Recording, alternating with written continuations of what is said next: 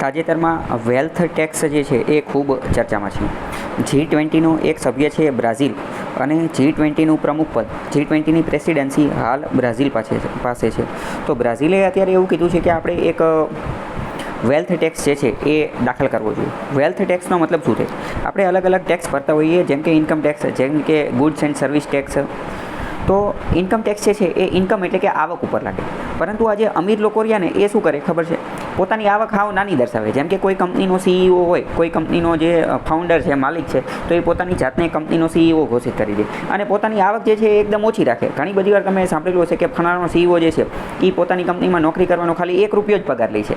એ ₹1 જ પગાર શા માટે લે છે? એ એટલા માટે કારણ કે ઇન્કમ ટેક્સ આવક ઉપર લાગે. તો એની આવક કેટલી છે? તો કે ₹1ની આવક છે. એટલે આ લોકો શું કરે કે આવી રીતે આવકને છુપાવતા હોય. તો એની માટે આ અમુક ઇકોનોમિસ્ટ એવું સજેસ્ટ કરે છે કે વેલ્થ ટેક્સ લગાવવો જોઈએ.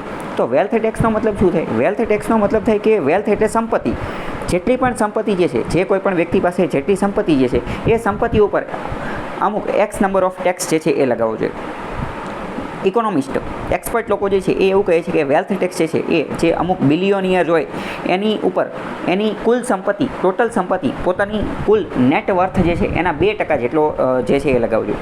આ વસ્તુ વારંવાર ચર્ચામાં રહેતી હોય છે. ભારતને, અમેરિકાને, બ્રાઝિલને, ડેવલપ્ડ કન્ટ્રીઝને, ડેવલપિંગ કન્ટ્રીઝને, IMFને, ઇકોનોમીના એક્સપર્ટ લોકો વારંવાર વેલ્થ ટેક્સની વાત કરતા હોય છે. ઇન શોર્ટ, વેલ્થ ટેક્સ એટલે શું? તો કે વેલ્થ, સુપર રીચ, અત્યંત અમીર લોકો જે છે કે જેની પાસે ઘણી બધી સંપત્તિ જે છે, એ લોકોની જે સંપૂર્ણ સંપત્તિ, ટોટલ નેટ વર્થ સંપત્તિ જે છે, વેલ્થ જે છે, એની ઉપર જે ટેક્સ લગાવવામાં આવે એને 2%ની આજુબાજુ જે છે એ વાત લાગતી હોય છે કે 2% લગાવવો જોઈએ.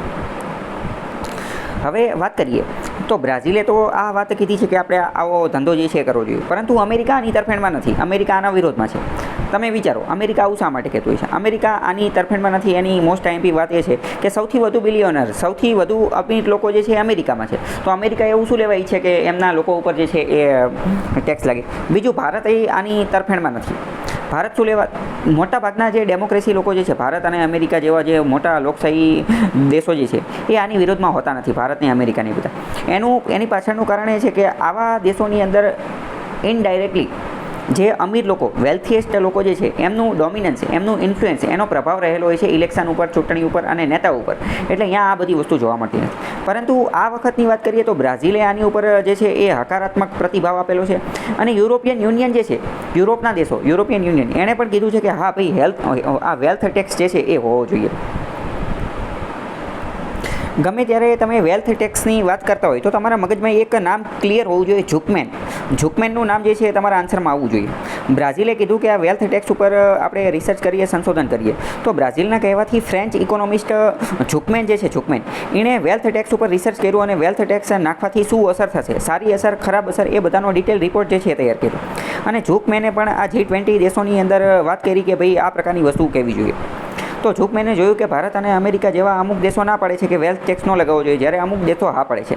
તો ઝુકમેને એવું કીધું કે એક કામ કરો કે જે દેશો જે છે, જેમ કે Germany, south Africa, African union, European union અને બીજા G20ના 5 જેટલા દેશો, સ્પેન, એ પણ, સ્પેન જો કે G20નું સભ્ય નથી, પણ એણે પણ કીધું કે આ વેલ્થ ટેક્સ લગાવવો જોઈએ. તો ઝુકમેને એવું કીધું કે એક કામ કરો કે તમે પાયલોટ પ્રોજેક્ટ સ્વરૂપે જે છે એ આ લાગુ કરો અને પછી જે છે એ અન્ય દેશો માટે પણ ઉદાહરણ પૂરું પાડો.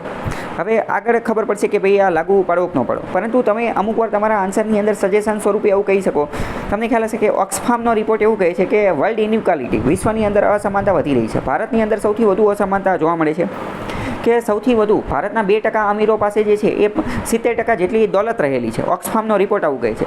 તો અસમાનતા દૂર કરવા માટે પણ આ વેલ્થ ટેક્સ જે છે એ એક મહત્ત્વનો બની શકે છે. ઝુકમેને જે રિસર્ચ કર્યું ને એની અંતર્ગત એવું કીધેલું છે કે મોટાભાગના લોકો જે છે ટેક્સ બચાવવા માટે ટેક્સ હેવન દેશની અંદર પોતાના પૈસા પાર્ક કરતા હોય છે. તો આના કારણે વેલ્થ ટેક્સથી એનો પણ એક સમાધાન આવી શકે છે.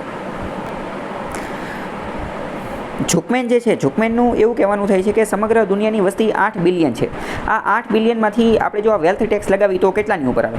3000 લોકો ઉપર જ આવે. કેમ? કારણ કે આ જે બિલિયોનિયર હોય કે જેની પાસે ઓછામાં ઓછી 1 બિલિયનની સંપત્તિ હોય ને, એની ઉપર જ આ ટેક્સ લગાવવાનો. તો એવા આખા દુનિયાની અંદર 8 બિલિયનમાંથી માત્ર 3000 લોકો જેવા છે.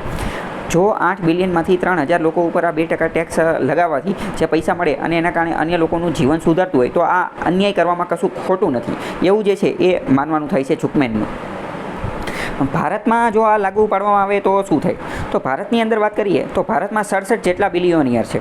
આખા વિશ્વની અંદર ટોટલ 3000 જેટલા બિલિયોનિયર છે. બિલિયોનિયર એટલે જેની પાસે ઓછામાં ઓછી 1 બિલિયનની સંપત્તિ હોય, 1 બિલિયન, અને 1 બિલિયન પણ પાછા ડોલર, $1 બિલિયન, એને બિલિયન ડોલર લોકો કહે છે. $1 બિલિયન કરતાં વધુ સંપત્તિ હોય એને બિલિયોનિયર કહેવામાં આવે છે. ભારતમાં એવા 67 લોકો છે, આખા વિશ્વમાં એવા 3000 લોકો છે. તો ભારતમાં જો 67 લોકો ઉપર આ ટેક્સ 2% નાખવામાં આવે તો 1.5 લાખ કરોડ જેટલો ટેક્સ મળી જાય. 1.5 લાખ કરોડ. 1.5 લાખ કરોડ એટલે થાય 1.5 ટ્રિલિયન. 1.5 ટ્રિલિયન. આપણી સંપત્તિ, આપણી જે જીડીપી જે છે ને એ 3 ટ્રિલિયન છે. 3 ટ્રિલિયન કરતાં અડધો, એના 50% તો જે છે એ આ 67 લોકો પાસેથી જ ટેક્સ મળી જાય. તો આ પણ એક સારી વાત કહેવાય ઝુકમેનના મતે.